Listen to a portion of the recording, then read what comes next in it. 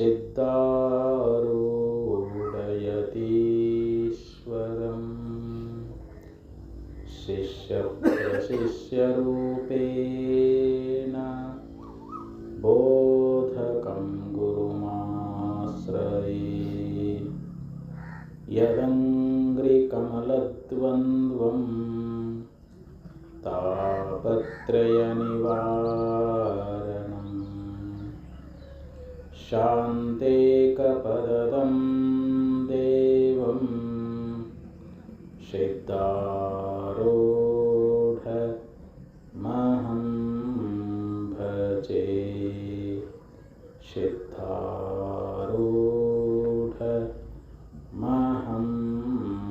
भजे। ಅದ್ವೈತ ಸಾರ್ವಭೌಮ ಚಕ್ರವರ್ತಿ ಜಗದ್ಗುರು ಸಿದ್ಧಾರೂಢ ಮಹಾಸ್ವಾಮಿಗಳವರ ಪವಿತ್ರ ಚರಣಾರವಿಂದಗಳಲ್ಲಿ ಅನಂತ ಶ್ರೀಸಾಷ್ಟಾಂಗ ಪ್ರಣಾಮಗಳನ್ನು ಸಮರ್ಪಿಸಿ ಮೌನಯೋಗಿ ಜಗದ್ಗುರು ಗುರುನಾಥಾರೂಢ ಮಹಾಸ್ವಾಮಿಗಳವರ ಪವಿತ್ರ ಚರಣ ಕಮಲಗಳನ್ನು ಎನ್ನ ಮಂದಿರದಲ್ಲಿ ಧ್ಯಾನಿಸಿಕೊಂಡು ಆರೂಢ ಜ್ಯೋತಿ ಬ್ರಹ್ಮಲೀನ ಸದ್ಗುರು ಶಿವಪುತ್ರ ಮಹಾಸ್ವಾಮಿಗಳವರ ಪವಿತ್ರ ಚರಣಾರವಿಂದರಲ್ಲಿ ಅನಂತ ಶಿರಸಾಷ್ಟಾಂಗ ಪ್ರಣಾಮಗಳನ್ನು ಸಮರ್ಪಿಸಿ ಬ್ರಹ್ಮಲೀನ ಸದ್ಗುರು ಅಭಿನವ ಅಪ್ಪಂಗಳವರ ಪವಿತ್ರ ಚರಣಾರವಿಂದಗಳಲ್ಲಿ ಅನಂತ ಸಾಷ್ಟಾಂಗ ಪ್ರಣಾಮಗಳನ್ನು ಸಮರ್ಪಿಸಿ ಬ್ರಹ್ಮಲೀನ ಸದ್ಗುರು ಬ್ರಹ್ಮಾನಂದ ಮಹಾಸ್ವಾಮಿಗಳವರ ದಿವ್ಯ ಚರಣಕ್ಕೂ ಅನಂತ ಪ್ರಣಾಮಗಳನ್ನು ಸಮರ್ಪಿಸಿ ಪ್ರತಿ ವರ್ಷದಂತೆ ಈ ವರ್ಷವೂ ಕೂಡ ಮಶ್ರೀದಿಪುರ ಗ್ರಾಮದಲ್ಲಿ ಜರುಗುತ್ತಾ ಬಂದಿರತಕ್ಕಂಥ ಈ ಒಂದು ಸತ್ಸಂಗ ಕಾರ್ಯಕ್ರಮದಲ್ಲಿ ಮೊದಲನೇ ದಿವಸ ಈ ಸಾಯಂಕಾಲದ ಕಾರ್ಯಕ್ರಮದಲ್ಲಿ ನಾವೆಲ್ಲರೂ ಪಾಲ್ಗೊಳ್ಳೋಣ. ಸರ್ಪಭೂಷಣ ಶ್ರೀಗಳವರು ಕೈವಲ್ಯ ಕಲ್ಪವಲ್ಲರಿಯಲ್ಲಿ ಜೀವ ಸಂಬೋಧನಾ ಸ್ಥಳದಲ್ಲಿ ನಮ್ಮನ್ನು ಕುರಿತು ಉಪದೇಶ ಮಾಡಲಿಕ್ಕಿದ್ದಾರೆ. ನಾವೆಲ್ಲರೂ ಅಜ್ಞಾನ ಅನ್ನುವಂಥ ನಿದ್ರೆಯಲ್ಲಿ ಮಲಗಿದ್ದೀವಿ. ಶಾಸ್ತ್ರಗಳು ಮತ್ತು ಸದ್ಗುರು ನಮ್ಮನ್ನು ಎಚ್ಚರಿಕೆ ಮಾಡ್ತಾ ಇದ್ದಾರೆ. ಉತ್ತಿಷ್ಠತ ಜಾಗ್ರತ ಪ್ರಾಪ್ಯವರಾನ್ ನಿಬೋಧತ.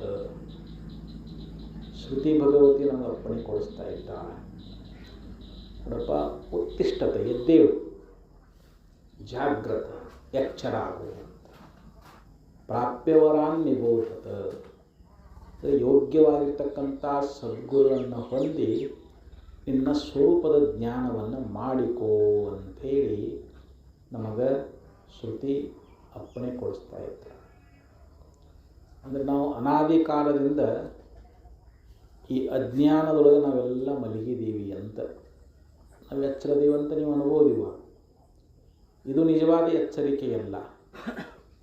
ಯಾಕಂದ್ರೆ ನಾವು ದೇಹಾಭಿಮಾನದಿಂದ ಕೂಡಿಕೊಂಡು ಅನೇಕ ವಿಧವಾಗಿರ್ತಕ್ಕಂಥ ಕರ್ಮಗಳನ್ನು ಮಾಡ್ತಾ ನಾನು ಕರ್ತ ಭೋಕ್ತ ಅನ್ನುವಂಥ ಈ ಭಾವದಿಂದ ನಾವೇನು ಕರ್ಮ ಮಾಡ್ತಾ ಇದ್ದೀವಿ, ಆ ಕರ್ಮದ ಫಲವನ್ನು ಅನುಭವಿಸಲಿಕ್ಕೆ ನಾವು ಜನ್ಮಗಳನ್ನು ಪಡೀತಾ ಇದ್ದೀವಿ ಅಂತ. ನಮಗೆ ಜನ್ಮ ಅನ್ನುವಂಥದ್ದು ಪ್ರಾಪ್ತಿ ಯಾಕೆ ಆಗಾಕತ್ತದ ಅಂತಂದ್ರೆ ಅಜ್ಞಾನ ಮೂಲಕವಾಗಿ ಮಾಡಿರ್ತಕ್ಕಂಥ ಕರ್ಮಗಳೇ ಅಂತ.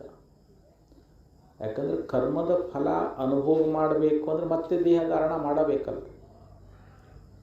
ಅದಕ್ಕೆ ಈ ಕರ್ತೃತ್ವ ಭೋಕ್ತೃತ್ವ ಭಾವನೆ ನಮ್ಮಿಂದ ತೊಲಗಬೇಕು ಅಂತ.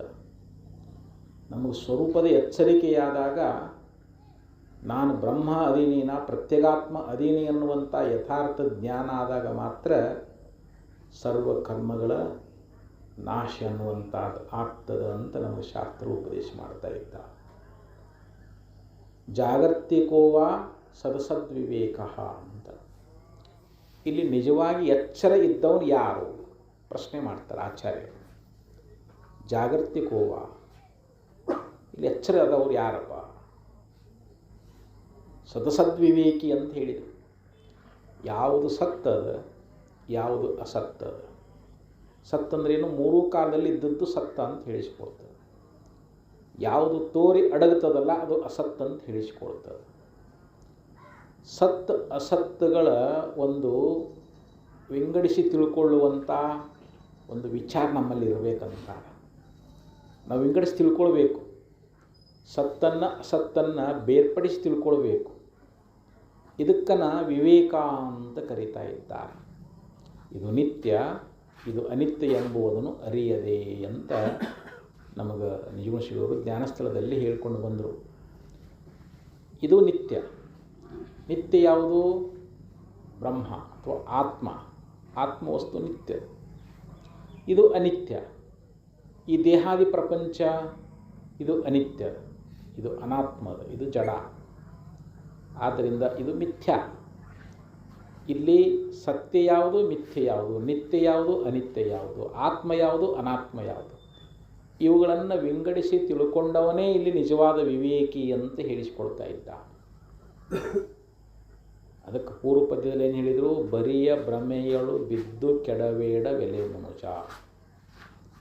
ನೀನು ಅಸಾರವಾಗಿರ್ತಕ್ಕಂಥ ದುಃಖರೂಪವಾಗಿರ್ತಕ್ಕಂಥ ಪ್ರಾಪಂಚಿಕ ಭೋಗಳೇ ಸುಖ ಅಂಥೇಳಿ ಆ ಭ್ರಮೆಯೊಳಗೆ ಬಿದ್ದು ಕೆಡಬೇಡ. ಪರವಸ್ತುವನ್ನೇ ಮರೆತು, ಯಾಕಂದ್ರೆ ನಾವು ಪರವಸ್ತು ಯಾವುದು? ಪರಬ್ರಹ್ಮ. ನಮ್ಮ ಪ್ರತ್ಯೇಗಾತ್ಮ ಸ್ವರೂಪವನ್ನು ನಾವು ಮರ್ತೇವೆ. ಮರೆತು ಅನಿತ್ಯವಾದ ಭೋಗಗಳಲ್ಲಿ ಸುಖ ಬುದ್ಧಿಯನ್ನು ಮಾಡಿಕೊಂಡು ಆ ಭ್ರಮೆಯೊಳಗೆ ನಾವು ಹೊರಟು ಬಿಟ್ಟೇವಿ ಅಂತ ಪೂರ್ವ ಪದ್ಯದಲ್ಲಿ ಅದನ್ನು ಭಾಳ ಸುಂದರವಾಗಿ ನಮಗೆ ಹೇಳಿಕೊಂಡು ಬಂದಾರೆ. ಯಾಕಂದರೆ ಋಣಾನುಬಂಧ ರೂಪೇಣ ಪಶುಪತ್ನಿ ಸುತಾಲಯ ಋಣಕ್ಷಯಂ ಕ್ಷಯಮ್ಯಾಂತಿ ಕಾತತ್ರ ಪರಿದೇವನ. ನೋಡಪ್ಪ, ನಿನ್ನ ಹೆಂಡತಿ, ಮಕ್ಕಳು, ಹೊಲ, ಮನೆ, ಐಶ್ವರ್ಯ ಇವೆಲ್ಲ ನಿನ್ನ ಋಣ ಇರೋ ತನಕ ಇರ್ತಾರೆ. ಹೆಂಗೆ ಸಾಯಂಕಾಲ ಆದ ತಕ್ಷಣ ಒಂದು ಮರದೊಳಗೆ ಎಷ್ಟೋ ಪಕ್ಷಿಗಳು ಬಂದು ಕೂಡಿರ್ತಾವೆ. ರಾತ್ರಿ ಎಲ್ಲ ಜೊತೆಯಾಗಿಯೇ ಇರ್ತಾವೆ. ಯಾವಾಗ ಬೆಳಗಾಯಿತು ಅಂತಂದರೆ ನಾನಾ ದಿಕ್ಕಳಿಗೆ ಹಾರಿ ಹೋಗಿಬಿಡ್ತಾವಿಲ್ರಿ. ಯಾಕೆ ಎಲ್ಲ ಒಂದೇ ಕಡೆ ಹೋಗ್ಕೊಂಡ್ರು ಯಾಕಡೆ ತಮ್ಮ ದಿಕ್ಕು ತಿಳ್ದಂಗೆ ಹೋಗಿಬಿಡ್ತಾವಂತ. ಹಂಗೆ ಈ ಸಂಸಾರ ಇದೊಂದು ವೃಕ್ಷ. ಇದರೊಳಗೆಲ್ಲ ಅಣ್ಣ, ತಮ್ಮ, ತಂದೆ, ತಾಯಿ, ಅಕ್ಕ, ತಂಗಿ, ಬಂಧು ಬಳಗ ಎಲ್ಲರೂ ಈ ಸಂಸಾರ ವೃಕ್ಷದೊಳಗೆ ಬಂದು ಸೇರಿ ಯಾರ್ಯಾರು ಋಣ ತೀರ್ತು ಅಂತಂದ್ರೆ ಅವರು ಏನು ಹೇಳಿ ಹೋಗ್ತಾರೆ, ನಾವು ಹೊಕ್ಕೇವು ಅಂತೇಳಿ ಹೇಳದೆ ಹೋಗಿಬಿಡ್ತಾರೆ ಅಂಥವ್ರು. ಅದಕ್ಕೆ ಇಲ್ಲಿ ಈ ಸಂಸಾರ ಅನ್ನುವಂಥದ್ದು ಇದು ಅನಿತ್ಯ ಅದ, ಇದು ದುಃಖ ರೂಪ ಅದ. ಅದಕ್ಕೆ ಇದೇ ಸುಖ, ಇದೇ ಆತ್ಮ, ಇದೇ ಸತ್ಯ ಅಂತ ಈ ಭ್ರಮೆಯೊಳಗೆ ನೀ ಇರಬೇಡ ಅಂಥೇಳಿ ಹೇಳ್ಕೊಂಡು ಬಂದು ಇವತ್ತಿನ ದಿವಸ 4ನೇ ಪದ್ಯ, ಜೀವ ಸಂಬೋಧನಾ ಸ್ಥಳದ 4ನೇ ಪದ್ಯದೊಳಗೆ ಇಲ್ಲಿ ಪಿಂಡೋತ್ಪತ್ತಿ, ಈ ನಮ್ಮ ಶರೀರ ಅನ್ನುವಂಥದ್ದು ತಾಯಿ ಗರ್ಭದೊಳಗೆ ಇದು ಯಾವ ರೀತಿಯಾಗಿ ಉತ್ಪತ್ತಿ ಆಗ್ತದೆ, ತಾಯಿ ಗರ್ಭದಿಂದ ಹೆಂಗೆ ಜನನ ಅನ್ನುವಂಥದ್ದು ಆಗ್ತದೆ, ಅದರ ಬಗ್ಗೆ ಇಲ್ಲಿ ತಿಳಿಸಲಿಕ್ಕೆ ಹೊರಟಿದ್ದಾರೆ. ಇದನ್ನು ಯಾಕೆ ಹೇಳ್ತಾ ಇದ್ದಾರೆ ಅಂತಂದರೆ, ಯಾಕಂದರೆ ಇಲ್ಲಿ ನಾವು ವಿವೇಕವನ್ನು ಕಳ್ಕೊಂಡಿದ್ದೀವಿ ಮೊದಲು. ಯಾಕಂದರೆ ಇಲ್ಲಿ ವಿವೇಕ ಅಂತ ಅದಕ್ಕೆ ಕರೀತಾರ. ಅವಿನಾಶಿ ಆತ್ಮ ಅಚಲ್ ಜಗತಾತೈ ಪ್ರತಿಕೂಲ್ ಐಸೋ ಜ್ಞಾನ ವಿವೇಕ ಹೈ ಸಬ್ ಸಾಧನಕ್ಕೋ ಮೂಲ ಅಂತ ಹೇಳಿದರು.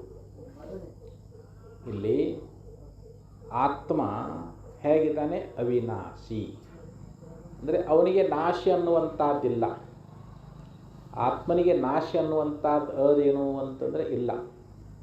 ಅವಿನಾಶಿ ಆತ್ಮ ಅಚಲ್ ಅಂದರೆ ಅವನು ಚಲಿಸಲಾರ, ಅವನಲ್ಲಿ ಯಾವ ವಿಕಾರಗಳು ಇಲ್ಲ. ಯಾಕೆ ಅವನು ಪರಿಪೂರ್ಣದ, ಅವನು ನಿರವಯವದ, ನಿರಾಕಾರದ, ನಿರಂಜನದ. ನೋಡಿರಿ, ಇಲ್ಲಿ ಅವಿನಾಶಿ ಆತ್ಮ ಅಚಲ್, ಆತ್ಮ ಅವಿನಾಶಿ ಅಚಲ್. ಆತ್ಮ ಏನದಾನಂತಂದರೆ ನಾಶರಹಿತನಾಗಿದ್ದಾನೆ ಮತ್ತು ಅಚಲನಾಗಿದ್ದಾನೆ. ಜಗತಾತೈ ಪ್ರತಿಕೂಲ, ಪ್ರತಿಕೂಲ ಅದಕ್ಕೆ ವಿರುದ್ಧವಾಗಿರ್ತಕ್ಕಂಥದ್ದು ಈ ಜಗತ್ತು. ನಾವು ಏನು ನಾಮರೂಪ ಈ ದೇಹಾದಿ ಪ್ರಪಂಚ ನೋಡ್ತಾ ಇದ್ದೇವಲ್ಲ, ಈ ಜಗತ್ತನ್ನುವಂಥದ್ದು ಹೇಗದ ಅಂತ ಇದು ನಾಶ ಉಳ್ಳದ್ದು. ಯಾಕೆ ಇದು ಸೃಷ್ಟಿ ಆಗೈತಿ. ಇದು ಈ ಜಗತ್ ಸೃಷ್ಟಿಯಾಗೈತಿಲ್ರಿ ಇದು ಒಂದು ಸಲ ಪ್ರಳಯ ಆಗ್ತದೆ. ಸೃಷ್ಟಿಯಾಗಿ ಎಷ್ಟೋ ಕೋಟಿ ಕೋಟಿ ವರ್ಷಗಳಾದವು, ಆದರೂ ಒಮ್ಮಿದು ಪ್ರಳಯ ಆಗ್ತದೆ. ಅಂದರೆ ಇದಕ್ಕೆ ನಾಶ ಅದು ಅಂತ, ಜಗತ್ತಿಗೆ ನಾಶ ಅನ್ನುವಂಥದ್ದು ಅದು. ಇದಕ್ಕೆ ಪ್ರತಿಕೂಲ, ಅದು ಅವಿನಾಶಿ ಅಂತ ಹೇಳಿದರು. ಅದಕ್ಕೆ ವಿರುದ್ಧವಾದದ್ದು ನಾಶವುಳ್ಳದ್ದು ಅಂತ. ಅದು ಅಚಲ ಅಂತ ಹೇಳಿದ್ರು. ಯಾವುದು ಬ್ರಹ್ಮವಸ್ತು ಅದು ಚಲಿಸಲಾರದು, ಆತ್ಮವಸ್ತು ಅದಕ್ಕೆ ಚಲನ ಇಲ್ಲ, ಅಂದರೆ ಕ್ರಿಯಾದಿಗಳಿಲ್ಲ. ಈ ನಮ್ಮ ಶರೀರ ಇದು ಹೋಗ್ತದೆ ಬರ್ತದೆ, ಇದ್ರೊಳಗೆ ಕ್ರಿಯಾದಿಗಳದಾವಿಲ್ಲ. ಹಂಗೆ ಆತ್ಮ ಹೋಗುವುದು ಬರೋದು ಮಾಡ್ತಿತ್ತೇನ್ರಿ ಅದು. ಯಾಕೆ ಹೋಗುವುದು ಬರೋದಿತ್ತು ಅಂತಂದ್ರೆ ಅದು ಅವಯವಗಳಿರ್ಬೇಕು ಅದಕ್ಕೆ. ಮತ್ತು ಬ್ರಹ್ಮನಿಗೊಂದು ಶರೀರ ಹೇಳಬೇಕಾಕೈತಿ, ಮತ್ತು ಬ್ರಹ್ಮನು ಹೋಯಿತು ಬಂತು ಅಂತ ಹೇಳಬೇಕಾಕೈತಿ. ಆದರೆ ಆತ್ಮ ಹೇಗೈತದು ಅಚಲ ಅಂದರೆ ಏನು, ಅದಕ್ಕೆ ದೇಹವೇ ಇಲ್ಲ ಅಂತ. ಅದು ದೇಹರಹಿತವಾಗಿರ್ತಕ್ಕಂಥದ್ದು, ಅದಕ್ಕೆ ಅವಯವಗಳೇ ಇಲ್ಲ. ಯಾಕಂದರೆ ಅದು ಆಕಾಶದಂತೆ ಪರಿಪೂರ್ಣವಾಗಿರ್ತಕ್ಕಂಥ ವಸ್ತು. ಮಸೀದಿಪುರದ ಆಕಾಶ ರಾಯಚೂರಿಗೆ ಹೋಗ್ಬಿಟ್ಟೈತೆ ಅಂತಾರೆ ಯಾರು. ಆಕಾಶ ಹೋಗಂಗೆ ಇಲ್ಲ ಅದು. ಯಾಕೆ ಆಕಾಶ ಅಲ್ಲಿನೂ ಅದ ಇಲ್ಲಿನೂ ಅದು. ಎಲ್ಲ ಕಡೆ ಇದ್ದ ಆಕಾಶ ಒಂದೇ ಓದಿಲ್ಲ ರೀ. ಏನು ಆಕಾಶ ಬೇರೆ ಬೇರೆ ಅದಾವು? ಇಲ್ಲರಿ, ಗಬ್ಬರಾಗಿದ್ದ ಆಕಾಶನೇ ಬೇರೆ, ಮಸೀದಿಪುರ ಆಕಾಶನೇ ಬೇರೆ ಅಂತೀವನ್ರಿ ನಾವು. ಎಲ್ಲ ಆಕಾಶ ಪರಿಪೂರ್ಣವಾಗಿ ಒಂದೇ ಅದು. ಹಂಗೆ ಆತ್ಮವಸ್ತು ಅದು ಪರಿಪೂರ್ಣವಾಗಿ ಒಂದೇ ಇರುವುದರಿಂದ ಅದಕ್ಕೆ ಗಮನಾಗಮನ ಇಲ್ಲ, ಅದು ಹೋಗೋದು ಬರೋದು ಮಾಡೋಂಗಿಲ್ಲ. ಆದರೆ ಈ ಜಗತ್ತು ಮಾತ್ರ ಇದು ಕ್ರಿಯಾ ಉಳ್ಳದ್ದು, ಇದು ವಿಕಾರ ಉಳ್ಳದ್ದು ಅಂತ. ಇದು ವಿಕಾರವನ್ನು ಹೊಂತದ್ದು. ಅಂದರೆ ಈ ರೀತಿ ನಾವು ವಿಚಾರ ಮಾಡಿ ತಿಳ್ಕೊಳ್ಳೋದಕ್ಕನ ಇದಕ್ಕೆ ವಿವೇಕ ಅಂತ ಕರೀತಾರೆ. ಇದು ಸಬ್ ಸಾಧನಕ್ಕೂ ಮೂಲ. ಎಲ್ಲ ಸಾಧನೆಗಳಿಗೂ ಮೂಲ ಕಾರಣ ಇದು. ಮೊದಲನೇದೇನಪ್ಪ ಅಂದ್ರೆ ಫಸ್ಟ್ ವಿವೇಕ ಇರಬೇಕು. ವಿವೇಕದಿಂದ ವೈರಾಗ್ಯ, ವೈರಾಗ್ಯದ ಶಮಷಟ್ ಸಂಪತ್ತಿ, ಅಲ್ಲಿಂದ ಮುಮುಕ್ಷತ್ವ. ಇವು ನಾಲ್ಕು ಕೂಡಿದಾಗ ಇವನು ಜ್ಞಾನಕ್ಕೆ ಅಧಿಕಾರಿ ಆಗ್ತಾನೆ. ಬ್ರಹ್ಮಜ್ಞಾನಕ್ಕೆ ಅಧಿಕಾರಿ ಆಗಬೇಕಾದ್ರೆ ಇಲ್ಲಿ ಎಲ್ಲ ಸಾಧನೆಗಳಿಗೂ ಮೂಲ ಯಾವುದು ಅಂತಂದರೆ ಇಲ್ಲಿ ಮೊದಲು ವಿವೇಕ.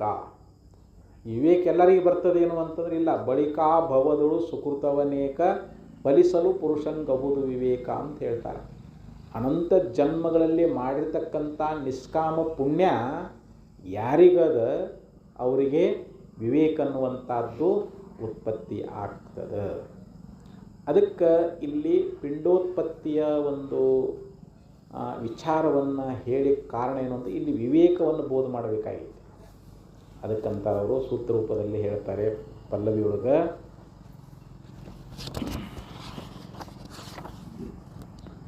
ಬಾರೈ ಕುಮಾರ ಪಿಂಡೋತ್ಪತ್ತಿಯನ್ನು ನೆರೆ ವಿಚಾರಿಸದೆ ದೇಹಾತ್ಮರನ್ನು ವಿಭೇದಿಪ ಯುಕ್ತಿ ತೋರದಾಗಿಯೇ ಮುಕ್ತಿ ದೊರೆಯದು, ಅದರಿಂದ ಅದನ್ನು ಪೇಳ್ವೆನಾಲಿಸು ಹರ್ಷದಿಂ. ಹೇ ಕುಮಾರನೇ, ಇಲ್ಲಿ ಪ್ರೀತಿಯಿಂದ ಕರೆದು ಗುರುಗಳಾಗಿರ್ತಕ್ಕಂಥವರು ಶಿಷ್ಯನಿಗೆ ಬೋಧ ಮಾಡುವಂಥವ್ರು ಆಗ್ತಾ ಇದ್ದಾರೆ. ಇಲ್ಲಿ ಕುಮಾರ ಅಂತಂದ್ರೆ ಏನು? ಕುಮಾರ ಅಂತ ಯಾರಿಗೆ ಕರೀತಾರೆ ಅಂತಂದ್ರೆ ಇನ್ನೂ ಅವನಿಗೆ ವಿವೇಕ ಇಲ್ಲದವನು, ವಿಚಾರ ಜ್ಞಾನ ಇಲ್ಲದವನು ಅಂತ ಕುಮಾರ ಅಂತಂದರೆ. ಹಂಗೆ ಇಲ್ಲಿ ಶಿಷ್ಯನಿಗಿನ್ನೂ ಸರಿಯಾದ ಆತ್ಮಾನಾತ್ಮ ತಿಳುವಳಿಕೆ ಆಗಿಲ್ಲ. ಆತ್ಮ ಯಾವುದು, ಅನಾತ್ಮ ಯಾವುದು, ಪರಮಾತ್ಮ ಅಂದ್ರೆ ಯಾರು, ನಾನಂದ್ರೆ ಯಾರು ಅನ್ನುವಂಥ ಇನ್ನೂ ವಿಚಾರ ಇವನಿಗೆ ಬಲ್ತಿಲ್ಲ. ಅದಕ್ಕೆ ಇವನಿನ್ನೂ ಕುಮಾರ ಅಂತೀವನು. ಅದಕ್ಕಂದ್ರು ಬಾರೈ ಕುಮಾರ ಪಿಂಡೋತ್ಪತ್ತಿಯನ್ನು ನೆರೆ ವಿಚಾರಿಸದೆ.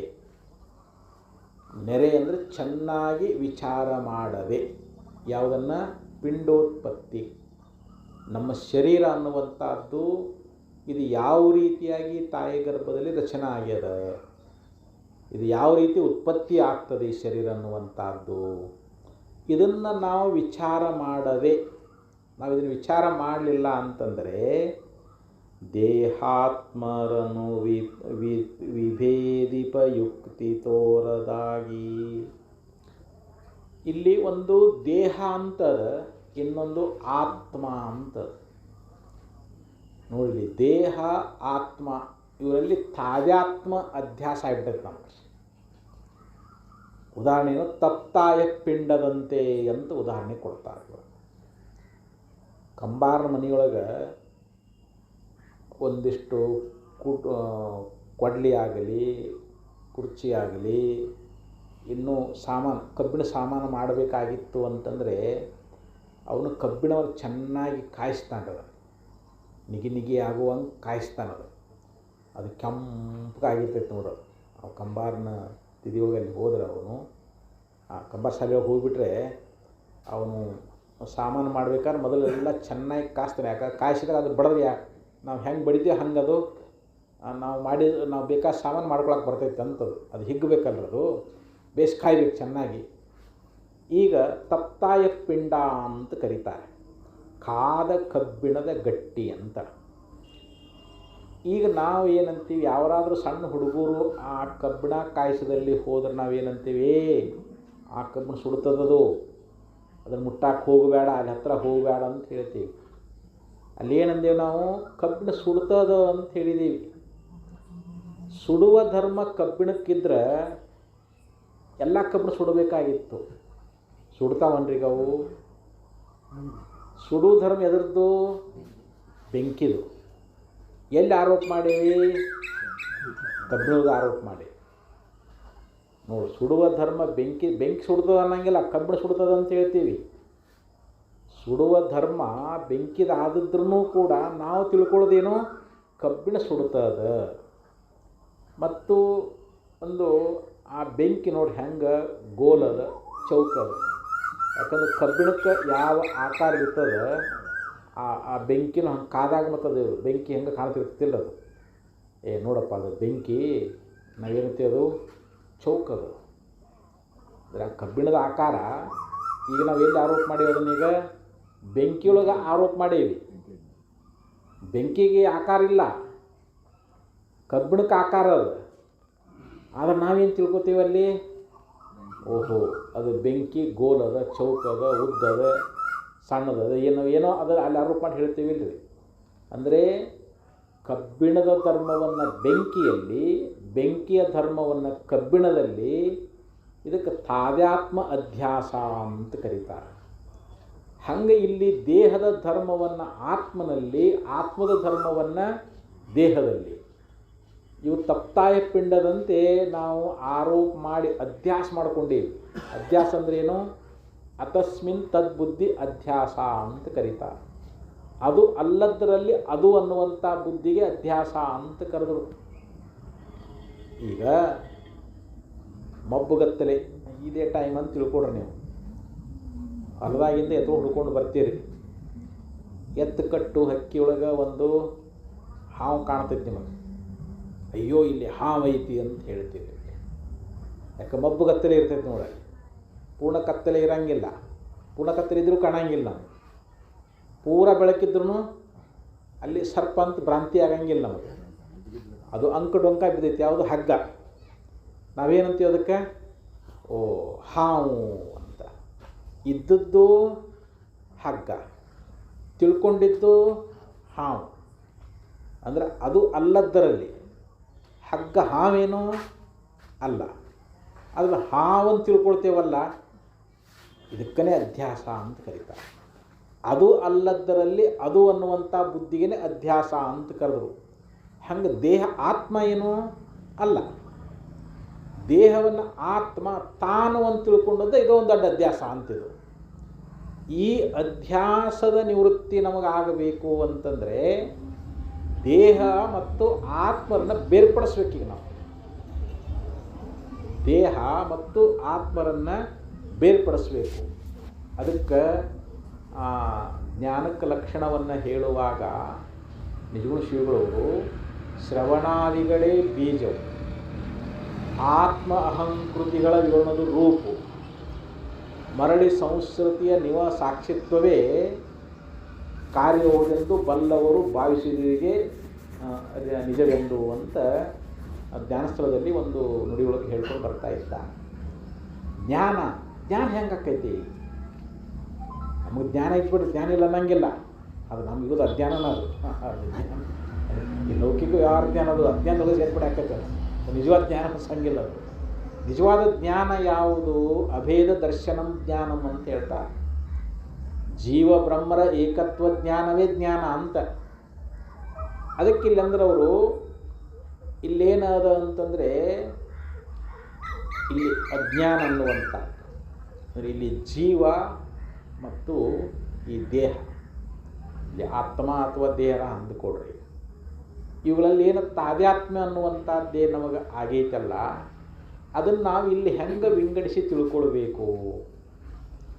ಇಲ್ಲಿ ದೇಹಾತ್ಮ ಒಂದು ತಾದಾತ್ಮ ಅಧ್ಯಾಸ ಅನ್ನುವಂಥದ್ದು ಆಗೈತಲ್ಲ, ಅದನ್ನು ಇಲ್ಲಿ ವಿಂಗಡಿಸಿ ತಿಳ್ಕೊಳ್ಬೇಕು ಅಂತ ಹೇಳ್ತಾರೆ ಅವರು.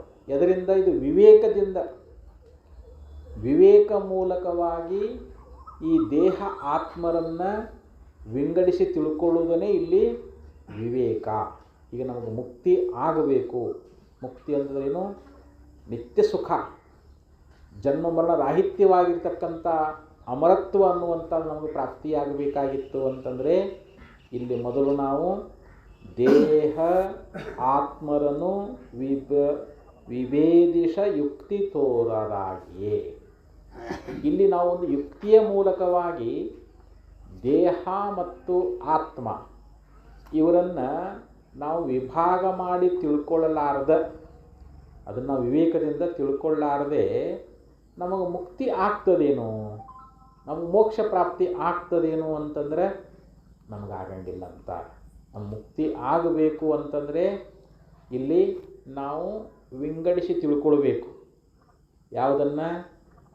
ಈ ದೇಹ ಮತ್ತು ಆತ್ಮ ಇವರನ್ನು ನಾವು ವಿಂಗಡಿಸಿ ತಿಳ್ಕೊಳ್ಬೇಕಂತ. ಇವಾಗ 13ನೇ ಅಧ್ಯಾಯದಲ್ಲಿ ಭಗವಂತ ಆರಂಭದಲ್ಲಿ ಹೇಳ್ತಾ ಇದ್ದ, ಇದಂ ಶರೀರಂ ಕೌಂತೇಯ ಕ್ಷೇತ್ರಮಿತ್ಯ ವಿಧೀಯತೆ ಏತದ್ ಯೋ ವೇತ್ತಿ ತಂ ಪ್ರಾಹು ಕ್ಷೇತ್ರಜ್ಞ ಇತಿ ತದ್ವಿದಃ.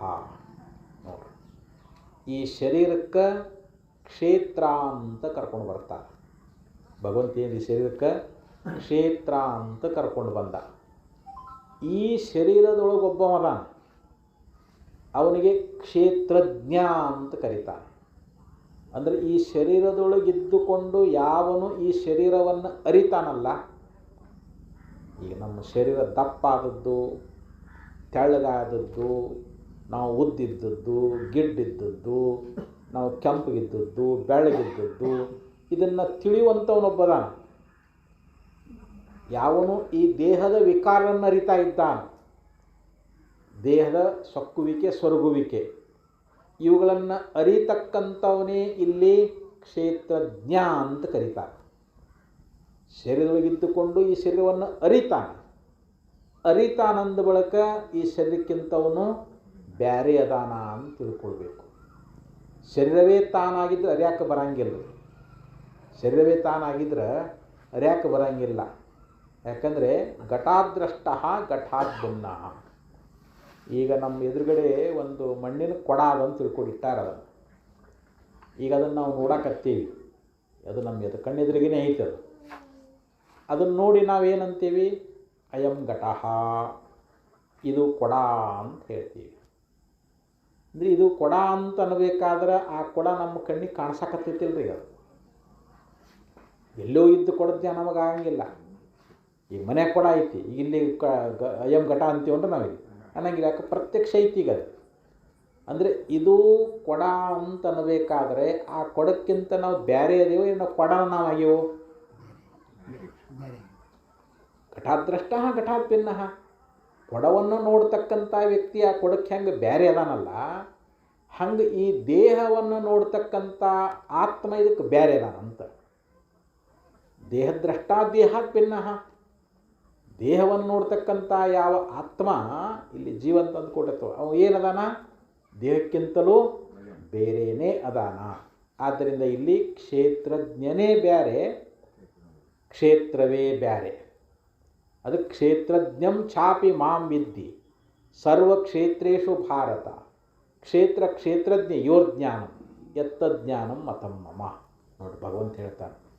ನನ್ನ ಅಭಿಪ್ರಾಯದೊಳಗೆ ಅಂದ್ರೆ ಏನು? ಭಗವಂತನ ಅಭಿಪ್ರಾಯದೊಳಗೆ ನನ್ನ ಅಭಿಪ್ರಾಯ ಏನದ ಅಂತಂದ್ರೆ, ಈ ಶರೀರದಲ್ಲಿರ್ತಕ್ಕಂಥ ಕ್ಷೇತ್ರಜ್ಞ ಅಂತೇನು ಕರಿತಿರಲ್ಲ, ಆ ಕ್ಷೇತ್ರಜ್ಞನನ್ನು ನನ್ನನ್ನಾಗಿ ತಿಳ್ಕೊಂಬಿಡು ಅಂತಂದ ಭಗವಂತ.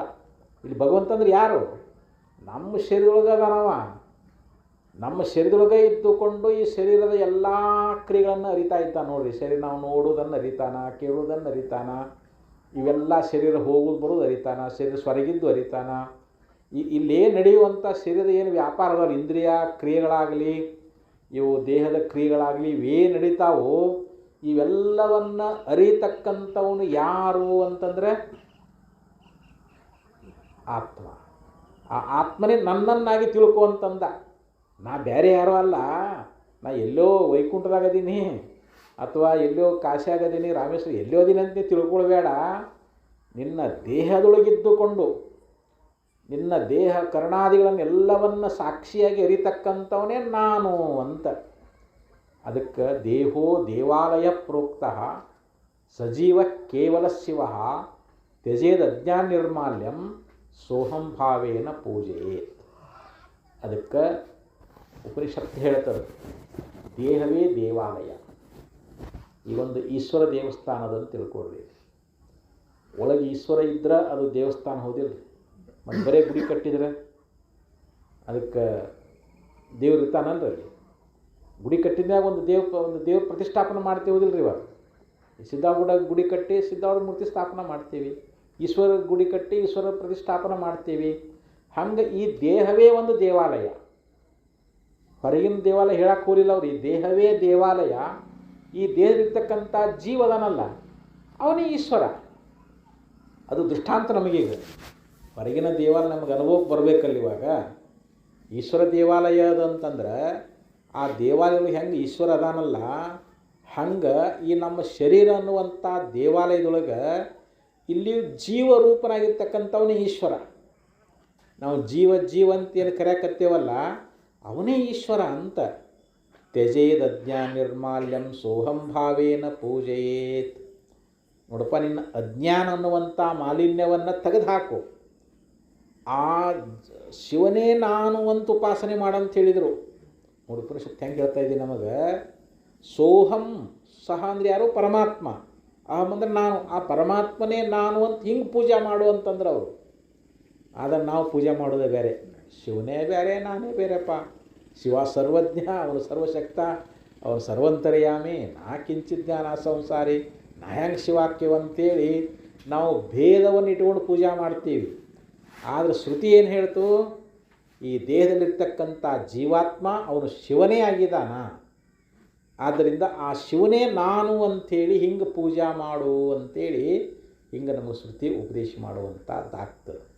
ಅಂದರೆ ಇಲ್ಲಿ ನಾವೇನು ತಿಳ್ಕೊಳ್ಬೇಕಾಗೈತಿ ಅಂತಂದರೆ, ದೇಹ ಮತ್ತು ಆತ್ಮ ಇವುಗಳನ್ನು ವಿಭಜಿಸಿ ಇಲ್ಲಿ ತಾದ್ಯಾತ್ಮ ಅಧ್ಯಾಸ ಆಗೋಗ್ಬಿಟ್ಟೈತೆ ನಮಗೆ. ಇವಾಗ ದೇಹ ಅಂದರೆ ನಾನು, ಮನಸ್ಸಂದ್ರೆ ನಾನು, ಬುದ್ಧಿ ಅಂದ್ರೆ ನಾನು.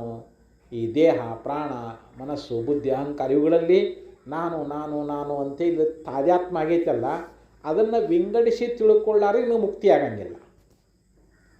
ಆತ್ಮಾನಾತ್ಮ ವಿವೇಕೇನ ಪುನಃಸಂಸಾರ ನಿವೃತ್ತಿ ತದ್ವಿನಾ ಜನ್ಮಕೋಟ್ಯಾಪಿ ಬಂಧಚ್ಛೇದೋನ ಸಿದ್ಧತಿ ಅಂತ ಹೇಳಿದರು. ನೋಡು, ನೀನು ಆತ್ಮ ಯಾವುದು ಅನಾತ್ಮ ಯಾವುದನ್ನು ನೀವು ವಿಚಾರ ಮಾಡಲಿಲ್ಲ ಅಂತಂದರೆ ನಿನಗೆ ಸಂಸಾರ ಬಂಧನದ ನಿವೃತ್ತಿನೇ ಆಗಂಗಿಲ್ಲ. ಈ ಸಂಸಾರ ನಿನಗೆ ಬಿಡುಗಡೆ ಆಗ್ತದೇನೋ ಅಂತ ಆಗಂಗಿಲ್ಲ. ನಿನಗೆ ಹುಟ್ಟು ಸಾವಿನಿಂದ ದೂರ ಆಗಂಗಿಲ್ಲ.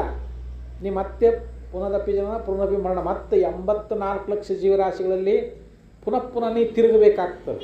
ಈ ಭವಚಕ್ರ ತಿರುಗಬೇಕಾಗ್ತದೆ. ಅದಕ್ಕೆ ಈ ಭವಚಕ್ರದ ನಾನು ಪಾರಾಗಬೇಕು ಅನ್ನುವಂಥ ನಿನ್ನಲ್ಲಿ ಒಂದು ವಿವೇಕ ಅನ್ನುವಂಥದ್ದು ಇದ್ದದ್ದಾದರೆ, ನಿನ್ನಲ್ಲಿ ಆ ವಿಚಾರ, ಆ ಒಂದು ಆಸಕ್ತಿ ಅನ್ನುವಂಥದ್ದು ಇದ್ದದ್ದಾದರೆ ನೀ ಏನು ಮಾಡಬೇಕು? ಆತ್ಮಾನಾತ್ಮ ವಿವೇಕವನ್ನು ಮಾಡುತ್ತಾರೆ. ಆತ್ಮ ಯಾವುದು ಅನಾತ್ಮ ಯಾವುದು ಇದನ್ನು ಮಾಡದ ಹೊರತು ಆತ್ಮಾನಾತ್ಮ ವಿವೇಕನ ಪುನಃಸಂಸಾರ ನಿವೃತ್ತಿ ಅಂತ ಹೇಳಿದರು.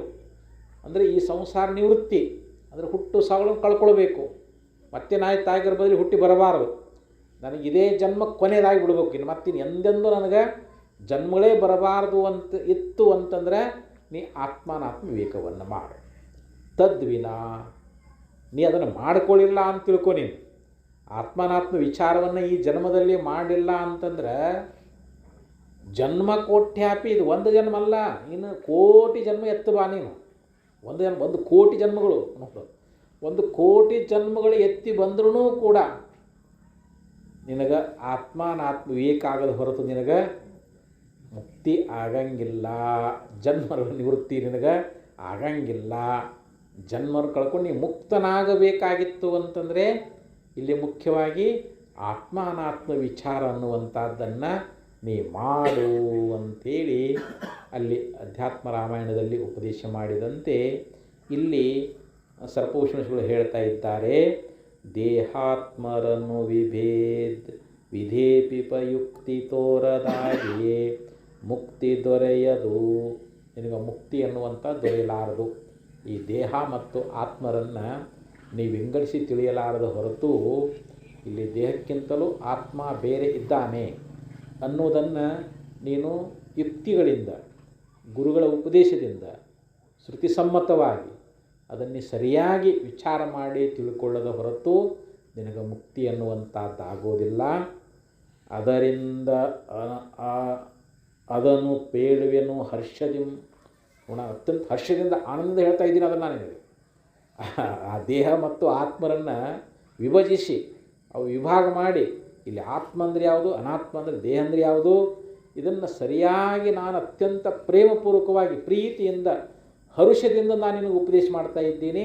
ಇದನ್ನು ಏಕಾಗ್ರತೆಯಿಂದ ಆಲಿಸು ಅಂತ ಇಲ್ಲಿ ಪಲ್ಲವಿಯೊಳಗೆ ಸರ್ಪಭೂಷಣ ಶ್ರೀಗಳವರು ಇಲ್ಲಿ ಪಿಂಡೋತ್ಪತ್ತಿ ಒಂದು ವಿಚಾರವನ್ನು ಯಾಕೆ ಹೇಳಿಕ್ಕೆ ಹೊರಟಿದ್ದಾರೆ ಅಂತಂದ್ರೆ, ಇಲ್ಲಿ ದೇಹ ಮತ್ತು ಆತ್ಮರಲ್ಲಿ ಯಾವ ತಾದ್ಯಾತ್ಮ ಅಧ್ಯಾಸ ಆಗೈತಲ್ಲ, ಆ ಅಧ್ಯಾಸ ಕಳಿಬೇಕಾಗೈತೆ, ನಾವು ಕಳ್ಕೊಳ್ಬೇಕಾಗೈತೆ. ಯಾಕಂದರೆ ಇದು ಒಂದು ಜನ್ಮದ್ದಲ್ಲಲ್ರಿ, ಇದು ಜನ್ಮ ಎಷ್ಟೋ ಕೋಟಿ ಜನ್ಮಗಳಲ್ಲಿ ನಾನಂತ ಬಂದುಬಿಟ್ಟೇವಿ. ಈ ಶರೀರವೇ ನಾನಂತ ನಮಗೆ ಅದೇ ಸಂಸ್ಕಾರ ನಮಗೆ. ಆ ಸಂಸ್ಕಾರದಿಂದ ಮತ್ತು ಇದೇನಲ್ಲ ನಾನೇ ಅಂತೇವೆ. ಮತ್ತು ನಾ ಹುಟ್ಟಿ ನಾ ಸಾಯ್ತೀನಿ, ನನಗೆ ಹಸಿವು, ನನಗೆ ತೃಷೆ, ನನಗೆ ಹಸಿ ಆಗೈತೆ, ನನಗೆ ಈಡಿಕೆ ಆಗೈತಿ, ನಾನು ದುಃಖಿ, ನಾನು ಸುಖಿ ನೋಡಿ. ಇವೆಲ್ಲ ಅವುಗಳಲ್ಲಿ ಅಹಂ ಮಮ, ನಾನು ನನ್ನದು ಅನ್ನುವಂಥದ್ದು ಅಷ್ಟು ನಮಗೆ ದೃಢಾಗಿ ಹೋಗ್ಬಿಟ್ಟದೆ. ಈಗ ಅದನ್ನು ಬಿಡಿಸ್ಬೇಕಲ್ರಿ ಇವಾಗ. ನೋಡಪ್ಪ, ಈ ದೇಹ ಧರ್ಮಗಳು ನಿನಗಿಲ್ಲ, ದೇಹ ನೀನಲ್ಲ, ದೇಹ ಧರ್ಮಗಳು ನಿನಗಿಲ್ಲ, ಇಂದ್ರಿಯ ಧರ್ಮಗಳು ನಿನಗಿಲ್ಲ, ಪ್ರಾಣ ಧರ್ಮಗಳು ನಿನಗಿಲ್ಲ, ಅಂತಃಕರಣ ಅಂದರೆ ಮನಸ್ಸು, ಬುದ್ಧಿ, ಚಿತ್ತ, ಅಹಂಕಾರ ಅವುಗಳ ಧರ್ಮ ಅವು ನೀನಲ್ಲ, ಅವುಗಳ ಧರ್ಮವೂ ಕೂಡ ನೀನಲ್ಲ. ಅವೆಲ್ಲಕ್ಕೂ ಸಾಕ್ಷಿಯಾಗಿರ್ತಕ್ಕಂಥ ಪ್ರತ್ಯೇಕಾತ್ಮ ಪರಮಾತ್ಮನೇ ಅದಿ ಎನ್ನುವಂಥ ಈ ದೃಢಜ್ಞಾನ ಮಾಡಿಕೊಡುವುದಕ್ಕೋಸ್ಕರವಾಗಿ ಇಲ್ಲಿ ಸರ್ಪಭೂಷಣ ಶ್ರೀಗಳವರು ಈ ನಮ್ಮ ಶರೀರ ತಾಯಿ ಗರ್ಭದಲ್ಲಿ ಯಾವ ರೀತಿಯಾಗಿ ಇದು ಉತ್ಪತ್ತಿಯಾಗ್ತದೆ, ಅಲ್ಲಿ ಹೆಂಗೆ ಬೆಳೀತದೆ ಅನ್ನೋ ವಿಚಾರವನ್ನು ನಾನು ನಿನಗೆ ಹೇಳ್ತಾ ಇದ್ದೀನಿ ಅಂಥೇಳಿ ಇಲ್ಲಿ ಉಪದೇಶ ಮಾಡ್ತಾ ಇದ್ದಾರೆ. ಮೊದಲನೇ ನುಡಿಯೊಳಗೆ ಹೇಳ್ತಾ ಇದ್ದಾರೆ, ಮೃತನಾಗಿ ಪರಲೋಕ ಕೈದಿ ಜೀವಾತ್ಮನಿಹ ಕೃತ ಪುಣ್ಯ ಪಾಪದಿಂ ಸುಖ ದುಃಖಗಳನ್ನು ಸೂಕ್ಷ್ಮತನು ಹಿಡಿದಂದುಂಡು ಮುಗಿದೊಡನೆ ನೂಂಕಿಸಿಕೊಂಡ ಗಗನ ಅನಿಲ ಅಗ್ನಿ ಮೇಘ ಗತಿಗೂಡಿ ವೃಷ್ಟಿರೂಪದಿ ಸಸ್ಯದೊಳು ಧಾನ್ಯತತಿಯಾಗಿ ಭುಂಜಿಸಿದ ಪಿತೃಮಾತೃಗಳ ಧಾತುಗತವೆನಿಸಿ ಮೂದಿಂಗಳಿದ್ದು ರೇತೋ ರಕ್ತವಾಗಿ ಕೂಟದಿ ಬೆರೆತವಂ. ಇಲ್ಲಿ ಮೊದಲನೇ ನುಡಿಯೊಳಗೆ ಹೇಳ್ತಾ ಇದ್ದಾರೆ, ಮೃತನಾಗಿ ಪರಲೋಕ ಕೈದಿ. ಇಲ್ಲಿ ಜೀವಾತ್ಮ ಪೂರ್ವಜನ್ಮದಲ್ಲಿ ಮಾಡಿಕೊಂಡು ಬಂದಿರತಕ್ಕಂಥ ಕರ್ಮದ ಫಲಗಳನ್ನು ಇಲ್ಲಿ ಅನುಭವ ಮಾಡಕತ್ತಿದ್ದಾರೆ. ಈ ಶರೀರ ನಮ್ಮ ಪ್ರಾರಬ್ಧ ಭೋಗ ಇರೋ ತನಕ ಇಲ್ಲಿ ಇರ್ತದೆ. ಮತ್ತು ನಾವು ಇಲ್ಲಿ ಅದೇ ಒಂದ್ರೂ ಕೂಡ ಕರ್ಮ ಮಾಡೋದು ಬಿಟ್ಟೇವೇನೋ, ಕರ್ಮ ಮಾಡ್ತಾ ಇದ್ದೀವಿ. ನಮ್ಮ ಶರೀರದಿಂದ ಅನೇಕ ಕರ್ಮಗಳನ್ನು ನಾವು ಮಾಡ್ತಾನದೀವಿ. ಕರ್ಮಗಳನ್ನು ಮಾಡೀವಿ ಅಂದರೆ ಮತ್ತೆ ಕರ್ಮದ ಫಲ ಅನುಭವಿಸಕ್ಕೆ ಮತ್ತೆ ಹುಟ್ಟಬೇಕಲ್ರಿ. ಈ ಶರೀರ ಏನು ಶಾಶ್ವತ ಅಲ್ಲ, ಧನುವೇನು ಶಾಶ್ವತವೇ ಅಂತ ಕೇಳ್ತಾರೆ. ಈ ಶರೀರ ಹಿಂಗೆ ಇರ್ತದಲ್ರಿ ಇದು. ಇದಕ್ಕೊಂದು ಆಯುಷ್ಯ ಅದು. ಭಗವಂತ ಎಲ್ಲರಿಗೊಂದಿಷ್ಟು ಆಯುಷ್ಯ ಕೊಟ್ಟಾನ. ಯಾರು 100 ವರ್ಷ ಬದುಕ್ಬೋದು, ಯಾರು 90 ವರ್ಷ ಬದುಕ್ಬೋದು, ಯಾರು 80 ವರ್ಷ ಬದುಕ್ಬೋದು, ಯಾರು 50 ವರ್ಷ ಬದುಕ್ಬೋದು, ಯಾರು 30 ವರ್ಷ ಬದುಕ್ಬೋದು, ಇನ್ನು ಕೆಲವರು 20 ವರ್ಷಕ್ಕೆ ಅದಾರ ಇಲ್ಲಿ ಸಾಯೋರು ಎಷ್ಟು. ಅಂದರೆ ಇದಕ್ಕೆ ನಮ್ಮ ಆಯುಷ್ಯ, ನಮ್ಮ ಕರ್ಮದ ಫಲ ಅದು ಎಷ್ಟು ಇರ್ತದೆ ಅಷ್ಟೇ ಆಯುಷ್ಯ ಇರ್ತದೆ. ನಮ್ಮ ಈ ದೇಹದೊಳಗೆ ಇಷ್ಟು ವರ್ಷ ನೀ ಕರ್ಮದ ಫಲ ಉಂಡು ಬಾರಪ್ಪ ಅಂತ ಭಗವಂತ ನಮ್ಮನ್ನು ಕಳಿಸ. ಆ ಕರ್ಮದ ಫಲ ತೀರೋ ತನಕ ಈ ದೇಹ ಇರ್ತದೆ.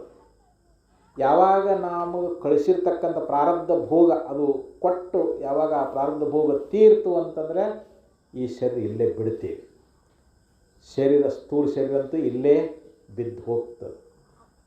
ಒಳಗೊಂದು ಸೂಕ್ಷ್ಮ ಶರೀರ, 17 ತತ್ವಾತ್ಮಕವಾಗಿರ್ತಕ್ಕಂಥದ್ದು ಸೂಕ್ಷ್ಮ ಶರೀರ. ಇದನ್ನು ಇಲ್ಲೇ ಅಗ್ನಿಗಳು ದಹನ ಮಾಡ್ತಾರೆ ಈ ಶರೀರವನ್ನು. ಏನು ಮನೆ ಹಂಗೆ ಇಡ್ತಾರೆ. ನೀವು ಮನೆ ಕಟ್ಸ್ಯಾನಪ್ಪ, ಹೊಲ ತೊಗೊಂಡಾನ, ಇಷ್ಟೆಲ್ಲ ಸಂಪತ್ತು ಗಳಿಸ್ಯಾನ, ಇವನ್ನ ಇಲ್ಲೇ ಮನೆಯಾಗ ಇಟ್ಕೊಂಡ್ಬಿಡೋಣಂತ ಇಟ್ಕೊಳ್ತಾರೆ. ಯಾರು ಅದನ್ನು ಹೋಗಿ ಮಣ್ಣು ಮಾಡೇ ಬರ್ಬೇಕಲ್ರಿ ಅದು ಶರೀರ. ಕೆಲವರು ಅಗ್ನಿಗಳು ಸುಡ್ತಾರೆ, ಕೆಲವರು ಅದನ್ನು ಮಣ್ಣು ಮಾಡ್ತಾರೆ. ಅಂತೂ ಶರೀರ ಅನ್ನುವಂಥದ್ದು ಇದು ಇಲ್ಲೇ ಬಿದ್ದು ಹೋಗ್ತದೆ.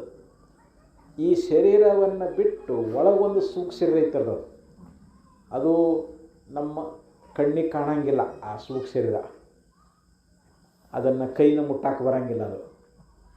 ಅದು 17 ತತ್ವಾತ್ಮಕವಾಗಿರ್ತಕ್ಕಂಥದ್ದು. ಪಂಚ ಜ್ಞಾನೇಂದ್ರಿಯ, ಪಂಚ ಕರ್ಮೇಂದ್ರಿಯ, ಪಂಚಪ್ರಾಣ, ಮನಸ್ಸು, ಬುದ್ಧಿ, ಇವು 17 ತತ್ವದಿಂದ ಕೂಡಿಕೊಂಡಿದ್ದೇ ಇದು ಲಿಂಗ ಶರೀರ ಅಂತ ಕರೀತಾರೆ, ಸೂಕ್ಷ್ಮ ಶರೀರ ಅಂತ ಕರೀತಾರೆ. ಈ ಶರೀರ ಇಲ್ಲಿ ಬಿದ್ದು ಹೋದ ಮೇಲೆ ಜೀವಾತ್ಮ ಲಿಂಗ ಶರೀರ ಸಮೇತವಾಗಿ ಹೋಗ್ತಾನೆ. ಇಲ್ಲಿಂದ ಮ್ಯಾಲಿನ ಲೋಕಕ್ಕೆ ಹೋಗ್ತಾನೆ.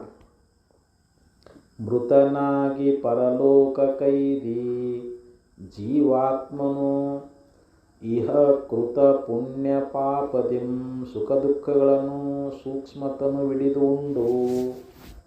ನೋಡಿ, ಇಲ್ಲೇನೋ ಪುಣ್ಯ, ಮತ್ತು ಇಲ್ಲಿದ್ದಾಗೂ ಪುಣ್ಯ ಮಾಡ್ಯಾನ, ಎಷ್ಟೋ ದಾನ ಧರ್ಮ ಮಾಡ್ಯಾನ, ಅನೇಕ ರೀತಿಯಾದ ಹೋಮ ಹವನಗಳನ್ನು ಮಾಡ್ಯಾನ, ಸಾಕಷ್ಟು ಯಜ್ಞಗಳನ್ನು ಮಾಡ್ಯಾನ. ಅವುಗಳಿಂದ ಒಂದು ಪುಣ್ಯ ಸಂಗ್ರಹ ಆಗೈತಿ. ಯಾಕಂದ್ರೆ ನಾವು ತೊಗೊಂಡು ಹೋಗೋದು ಅದನ್ನು, ನಾವು ಮಾಡಿದ ಪುಣ್ಯ ಒಯ್ತೀವಿ, ಇಲ್ಲಾಂದರೆ ನಾವು ಮಾಡಿದ ಪಾಪ ಒಯ್ತೀವಿ ಅಂತ. ನಮ್ಮ ಜೊತೆಯಲ್ಲಿ ಬರೋದು ಯಾವುದ್ರಿ? ಕರ್ಮಾನುಗೋ ಗಚ್ಚತಿ ಜೀವ ಏಕಃ ಅಂತ. ಅವನು ಮಾಡಿದ ಕರ್ಮಕ್ಕನುಸಾರವಾಗಿ ಒಬ್ಬನೇ ಹೋಗ್ತಾನಂತವನು. ಧನಾನಿ ಭೂಮೌ ಪಚವಶ್ಚ ಗೋಷ್ಠಿ ಭಾರ್ಯಾಗೃಹದ್ವಾರೇ ಜನಸ್ಮಶಾನೆ ದೇಹಶ್ಚಿತಾಯಾಂ ಪರಲೋಕ ಮಾರ್ಗೆ ಕರ್ಮಾನುಗೋ ಗಚ್ಚತಿ ಜೀವ ಏಕಃ ಅಂತ ಹೇಳಿದರು. ಅಂದರೆ ಸಾಯುವಾಗ ನಾವು ಗಳಿಸಿದ ಸಂಪತ್ತು ಬರೋಂಗಿಲ್ಲ. ನಾವೇನು ಹಣ ಸಂಪಾದನೆ ಮಾಡಿರ್ತೇವಲ್ಲ, ಆ ಹಣ ಏನಾದರೂ ನಮ್ಮ ಹಿಂದೆ ಬರ್ತದೇನೋ ಅಂತಂದರೆ ಬರೋಂಗಿಲ್ಲ. ಹೋಗಲಿ ಮಡದಿ ಅದರಲ್ಲಿ ಅಕ್ಕಿ ಬರ್ತಾಳೇನೋ ಅಂತಂದರೆ ಭಾರ್ಯಾಗೃಹದ್ವಾರ ಮನೆ ಬಾಗಿಲ್ತನ ಅಂತ ಹೇಳಿದರು. ಪೂರ್ವದಲ್ಲಿ ಹಣವನ್ನು ಬ್ಯಾಂಕ್ನಲ್ಲಿ, ಬ್ಯಾಂಕ್ ಇದ್ದಿದ್ದಿಲ್ಲ ಅವಾಗ, ಆ ಭೂಮಿಯಾಗನ ಒಂದು ಪಾತ್ರೆಗಳು ಹಾಕಿ ಅವಾಗೆಲ್ಲ ಬಂಗಾರ ನಾಣ್ಯಗಳು, ಬೆಳ್ಳಿ ನಾಣ್ಯಗಳು ಚಲಾವಣೆ ಇದ್ದು, ಆ ಗಳಿಸಿದ ಬಂಗಾರ ಬೆಳ್ಳಿ ಎಲ್ಲ ಪಾತ್ರೆಗೆ ಹಾಕಿ ಮನೆಯಾಗನ ತೆಗೆದು ಹೂವು ಇಟ್ಟುಬಿಡ್ತಿದ್ರು. ಅವಾಗ ಮತ್ತು ಸತ್ತಾಗ ಅವು ಹಿಂಗೆ ಬರ್ತಿದ್ವು, ಅವು ಇಲ್ಲ ಅಲ್ಲೇ ಉಳಿದು ಬಿಡ್ತಿದ್ವು. ಅವು ಮಕ್ಕಳಿಗೆ ಹೇಳಿ ಶಿವಾಯನ ಅವು ಹಂಗೆ ಅಲ್ಲೇ ಉಳಿದು ಬಿಡ್ತಿದ್ದವು. ಅದಕ್ಕೆ ಧನಾನಿ ಭೂಮವು ಪಶವಶ್ಚ ಗೋಷ್ಠೆ. ಅವನು ಸಾಕಿದ ಪ್ರಾಣಿ ಅದು ಕೂಡ ಸಾಯುವಾಗ ಏನಪ್ಪ, ನಮ್ಮ ಯಜಮಾನ ನಮ್ಗೆ ಇಷ್ಟೆಲ್ಲ ಮೇಯ್ಸಾನ, ನಮಗೆ ಮೈ ತೊಳೆದಾನ, ನಮಗೆಲ್ಲ ಮೇವು ಹಾಕ್ಯಾನ, ಏನೆಲ್ಲ ಮಾಡ್ಯಾನ, ಮತ್ತು ನಮ್ಮ ಯಜಮಾನ ಹೊಂಟನ, ನಾವರ ಇಲ್ಲಿ ಯಾಕೆ ಇರೋನು, ನಾವು ಹೋಗೋನು ಅಂಥೇಳಿ ಅವು ಏನಾರ ಬರ್ತಾವೇನು ಅಂತಂದರೆ ಅವು ಬರೋಂಗಿಲ್ಲ. ಸ್ನೇಹಿತರು ಅವರು ಸ್ಮಶಾನದವರೆಗೆ ಬರ್ತಾರೆ. ನಮ್ಮ ಗೆಳೆಯರಾಗಿರ್ತಾಗ ಸ್ಮಶಾನದವರೆಗೆ ಬಂದು ಹೋದಪ್ಪ, ನಮ್ಮ ಒಳ್ಳೆಯ ಸ್ನೇಹಿತ, ಒಳ್ಳೆಯ ಗೆಳೆಯ ಇದ್ದ, ನಮ್ಗೆ ಬಿಟ್ಟು ಪಾದ ಅಂತೇಳಿ ಅವರೂ ನಮ್ಮ ಜೊತೆಯಲ್ಲಿ ಬರೋಂಗಿಲ್ಲ. ಮತ್ತು ಈ ದೇಹ ಹೋಗಿ ನಿಧಾನ ಬರ್ತದೆ ನಮ್ಮ ಜೊತೆಯೊಳಗೆ ಅಂತಂದರೆ ದೇಹಶ್ಚಿತಾಯ, ಇದು ಅಗ್ನಿಯಲ್ಲಿ ದಹನ ಆಗಿ ಹೋಗ್ತದೆ. ಕರ್ಮಾನುಗೋ ಗಚ್ಚತಿ ಜೀವ ಏಕಃ. ಇಲ್ಲಿ ಜೀವ ಅವನು ಮಾಡಿರ್ತಕ್ಕಂಥ ಕರ್ಮ ಏನೈತಲ್ಲ ಕರ್ಮಕ್ಕನುಸಾರವಾಗಿ ಹೋಗ್ತಾನೆ, ಒಬ್ಬನೇ ಹೋಗ್ತಾನಂತ ಇಲ್ಲಿ ಪುಣ್ಯ ಪಾಪ ತಗೊಂಡು ಹೋಗ್ತಾನ. ಅವ್ನು ಮಾಡಿದ ಪುಣ್ಯ, ಅವ್ನು ಮಾಡಿದ ಪಾಪ ಅವನ್ನ ಹಿಂಬಾಲಿಸ್ಕೊಂಡು ಹೋಗ್ತದೆ. ಅಲ್ಲಿ ಬಹಳ ಪುಣ್ಯ ಮಾಡಿದ್ದ ಅಂತ ತಿಳ್ಕೊಳ್ರಿ, ಅವನಿಗೆ ಸ್ವರ್ಗಲೋಕ ಪ್ರಾಪ್ತಿಯಾಯಿತು. ಅಲ್ಲಿ ದೇವತಾ ಜನ್ಮವನ್ನು ಪಡ್ಕೊಂಡ, ಸ್ವರ್ಗ ಸುಖವನ್ನು ಅನುಭವಿಸಿದ. ಮತ್ತು ಅದು ಎಷ್ಟು ಸ್ವರ್ಗ ಸುಖ ಅಂದ್ರೆ ಎಷ್ಟು ದಿವಸ ಇರ್ತದೆ, ಅದು ಮಾಡಿದ ಪುಣ್ಯದ ಫಲ ಇರೋ ತನಕ. ಯಾವಾಗ ಪುಣ್ಯ ತೀರ್ತು ಅಂತಂದರೆ ಕ್ಷೀಣೆ ಪುಣ್ಯ ಮರ್ತ್ಯಲೋಕ ವಿಶಂತಿ. ಪುಣ್ಯ ಕ್ಷೀಣ ಆದಮೇಲೆ ಮತ್ತೆ ಮರ್ತ್ಯಲೋಕಕ್ಕನ ಬರ್ತಾನಂತ. ಅಲ್ಲೇನು ಸುಖ ಅನುಭವಿಸಿ ಮತ್ತು ಬರೀ ಪಾಪ ಮಾಡಿದ್ರೆ ನರಕಕ್ಕೆ ಹೋಗ್ತಾನೆ ಅವನು. ಅದ ಪರಲೋಕಲ್ಲಿ ನರಕಕ್ಕೆ ಹೋಗ್ತಾನೆ, ಅಲ್ಲಿ ದುಃಖ ಅನುಭವಿಸ್ತಾನೆ. ಯಾಕೆ ಪಾಪ ಮಾಡಿದಾನಂತೆ, ಆ ಮಾಡಿದ ಪಾಪದ ಫಲ ಅನುಭವಿಸ್ಬೇಕಲ್ರಿ. ಅಲ್ಲಿ ಕೇವಲ ಪಾಪದ ದುಃಖವನ್ನು ಅನುಭವ ಮಾಡಿಕೊಂಡು ಮತ್ತೆ ಮರಳಿ ಕೃತ ಪುಣ್ಯ ಪಾಪದಿಂ ಸುಖ ದುಃಖಗಳನ್ನು ಸೂಕ್ಷ್ಮತನು ಹಿಡಿದುಂಡು, ಅಲ್ಲಿ ಸೂಕ್ಷ್ಮದಿಂದ ಕೂಡಿಕೊಂಡು ಇಲ್ಲಿ ಜೀವನಾಗಿರ್ತಕ್ಕಂಥವನು ಸುಖ ಆಗಲಿ ದುಃಖ ಆಗಲಿ ಅವುಗಳನ್ನು ಅನುಭವ ಮಾಡಿಕೊಂಡು ಮುಗಿದೊಡನೆ ಅದನ್ನು ಅನುಭವ ಮಾಡಿದಲ್ಲಿ ಸುಖಾನು ದೇವತಾ ಜನ್ಮ ಬಂದ ಸುಖ ಅನುಭವಿಸಿದ, ನರಕಕ್ಕೆ ಹೋದ ದುಃಖವನ್ನು ಅನುಭವಿಸಿದ. ಯಾರ್ಯಾರ ಕರ್ಮ ಹೆಂಗಿರ್ತೈತೋ ಮತ್ತು ಅವ್ರು ಹಂಗೆ ಹೋಗ್ತಾರೆ. ಅಂತೂ ಅಲ್ಲಿ ಸುಖ ಆಗಲಿ ದುಃಖವಾಗಲಿ ಅನುಭವ ಆದ ಕೂಡಲೇ ಅದು ಯಾವಾಗ ಮುಗೀತು, ಅಲ್ಲಿ ಮಾಡಿದ ಪುಣ್ಯ ಆಗಲಿ ಪಾಪ ಎಲ್ಲ ತೀರಿ ಹೋಯಿತು ಅಂತಂದರೆ ಅವಾಗ ಏನು ಮಾಡ್ತಾರೆ, ನೂಂಕಿಸಿಕೊಂಡ.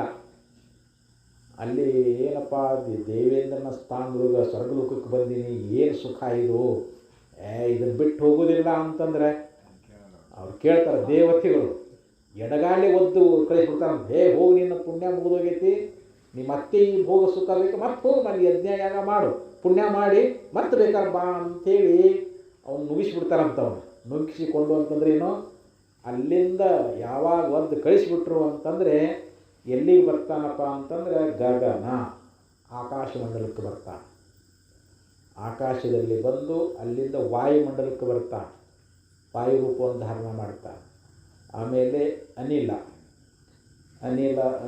ಅಂದರೆ ವಾಯು, ಅನಲ ಅಂತಂದರೆ ಅಗ್ನಿ, ಮೇಘ ಗತಿಗೂಡಿ, ಮೇಘ ಅಂದರೆ ಮೋಡಗಳಲ್ಲಿ ಬರ್ತಾನಂತ. ಅಲ್ಲಿಂದ ಬರೋ ಕ್ರಮ ಆ ಪರಲೋಕದಿಂದ ಆಕಾಶಮಂಡಲಕ್ಕೆ ಬಂದು ವಾಯುಮಂಡಲಕ್ಕೆ ಬಂದು ಅಗ್ನಿಮಂಡಲಕ್ಕೆ ಬಂದು ಮೋಡಗಳು ಅಂದರೆ ಜಲ, ಅದು ಜಲನಲ್ಲ, ಮೋಡಗಳಂತಂದ್ರೆ ಜಲನಲ್ರಿ. ಅಲ್ಲಿ ಬಂದು ಅಗ್ನಿ ಮೇಘಗತಿಗೂಡಿ ವೃಷ್ಟಿ ರೂಪದಿಂದ ಸಸ್ಯಗಳು ಅಲ್ಲಿ ಮಳೆಯಾಗಿ ಬೀಳ್ತಾನೆ ಭೂಮಿ ಮೇಲೆ. ಯಾರು ಈ ಜೀವಾತ್ಮ ಮಳೆಯಾಗಿ ಭೂಮಿ ಮೇಲೆ ಬೀಳ್ತಾನ, ಬಿದ್ದು ಅಲ್ಲಿ ಸಸ್ಯಗಳು ಸೇರ್ಕೊಳ್ತಾನೆ. ಈಗ ನೀವು ಇಲ್ಲಿ ಕವಳಿ ಬೆಳಿತೀರಿ, ಆಮೇಲೆ ಜೋಳ ಬೆಳಿತೀರಿ, ರಾಗಿ ಬೆಳಿತೀರಿ, ಇನ್ನೂ ದವಸ ಧಾನ್ಯಗಳದಾವ ನಾವು ಉಣ್ಣುವಂಥ ದವಸ ಧಾನ್ಯಗಳು. ಆ ಮಳೆಯಾಗಿ ಬಂದು ಮಳೆಯಿಂದ ಎಲ್ಲಿ ಹೋಗ್ತಾನೆ, ಆ ಧಾನ್ಯದಲ್ಲಿ ಸೇರ್ಕೊತಾನಂತ ಅವನು. ಯಾರು ಜೀವ ಅಲ್ಲಿ ಧಾನ್ಯದಲ್ಲಿ ಸೇರ್ಕೊಳ್ತಾ ಇದ್ದಾನೆ. ಸೇರ್ಕೊಂಡ ನಂತರ ಧಾನ್ಯ ತತಿಯಾಗಿ ಭುಂಜಿಸಿದ ಪಿತೃಮಾತೃಗಳ ಧಾತುಗತನೆನಿಸಿ ನೋಡ್ರಿ, ಆ ಧಾನ್ಯವನ್ನು ತಂದೆನೂ ಊಟ ಮಾಡ್ತಾನೆ, ತಾಯಿನೂ ಊಟ ಮಾಡ್ತಾನೆ. ತಂದೆ ಊಟ ಮಾಡಿದ್ದು ಅದು ಒಳಗೆ ನಮ್ಮ ಶರೀರದೊಳಗೆ ಅದು ಪಚನ ಆಗಿ ರಕ್ತ ಆಗ್ತದೆ ಅಲ್ಲಿ, ಮತ್ತು ಅಲ್ಲಿ ರೇತಸ್ ಅನ್ನುವಂಥದ್ದಾಗ್ತದೆ. ಅಲ್ಲಿ 3 ತಿಂಗಳು ಇರ್ತಾನಂತ. ಯಾರು ಈ ಜೀವ ತಂದೆ ಇದರೊಳಗೆ ಶರೀರದೊಳಗೆ ಗರ್ಭದೊಳಗೆ 3 ತಿಂಗಳು ಇರ್ತಾನಂತ. ಅಲ್ಲಿಂದ ಮಾತೃಧಾತುಗತನೆನಿಸಿ ಅಂದರೆ ಅಲ್ಲಿ ಸಪ್ತ ಧಾತುಗಳಾಗಿ ಇಲ್ಲಿ ಜೀವ ಏನು ಮಾಡ್ತಾ ಇದ್ದಾನಂತಂದರೆ ಆ ತಂದೆಯಿಂದ ತಾಯಿ ಗರ್ಭಕ್ಕೆ ಹೋಗ್ತಾನೆ ಅಂತ. ಮೂದಿಂಗಳಿಂದಿದ್ದು ರೇತೋ ರಕ್ತಮಯನಾಗಿ ಕೂಟದಿ ಬೆರೆತವನ್ನ ಅಂದರೆ ಈ ರೀತಿ ಮಾತು ಪಿತೃಗಳ ಸಮಾಗಮನದಿಂದ ತಂದೆ ಗರ್ಭದಿಂದ ತಾಯಿ ಗರ್ಭವನ್ನು ಪ್ರವೇಶ ಮಾಡ್ತಾನೆ ಅಂತೇಳಿ ಇಲ್ಲಿ ಮೊದಲನೇ ನುಡಿಯೊಳಗೆ ಇಲ್ಲಿ ಹೆಂಗೆ ಪರಲೋಕದಿಂದ ಈ ತಂದೆ ಗರ್ಭಕ್ಕೆ ಹೆಂಗೆ ಬರ್ತಾನೆ, ತಾಯಿ ಗರ್ಭಕ್ಕೆ ಹೆಂಗೆ ಹೋಗ್ತಾನೆ ಅನ್ನುವಂಥ ಒಂದು ಕ್ರಮವನ್ನು ಹೇಳ್ಕೊಂಡು ಬಂದು, ಇನ್ನು ತಾಯಿ ಗರ್ಭದಲ್ಲಿ ಪಿಂಡ ಹೆಂಗೆ ಉತ್ಪತ್ತಿ ಆಗ್ತದೆ, ಈ ನಮ್ಮ ಶರೀರ ಅಲ್ಲಿ ಹೆಂಗೆ ರಚನೆ ಆಗ್ತದೆ ಅನ್ನೋದ್ರ ಬಗ್ಗೆ ಮುಂದಿನ ನುಡಿಯಿಂದ ಅವರು ಹೇಳೋರಿದ್ದಾರೆ. ಅದನ್ನು ಮತ್ತೆ ನಾಳೆ ದಿವಸ ಮಾಡೋಣ ಅಂತೇಳಿ ಇವತ್ತಿನ ಉಪನ್ಯಾಸ ದೇವರ ಮಾಡೋಣ. ಓಂ ಸಹನಾವವತು ಸಹನೌ ಭುನಕ್ತು ಸಹ ವೀರ್ಯಂ ಕರವಾವಹೈ ತೇಜಸ್ವಿನಾವಧೀತಮಸ್ತು ಮಾ ವಿದ್ವಿಷಾವಹೈ. ಓಂ ಶಾಂತಿ ಶಾಂತಿ ಶಾಂತಿ.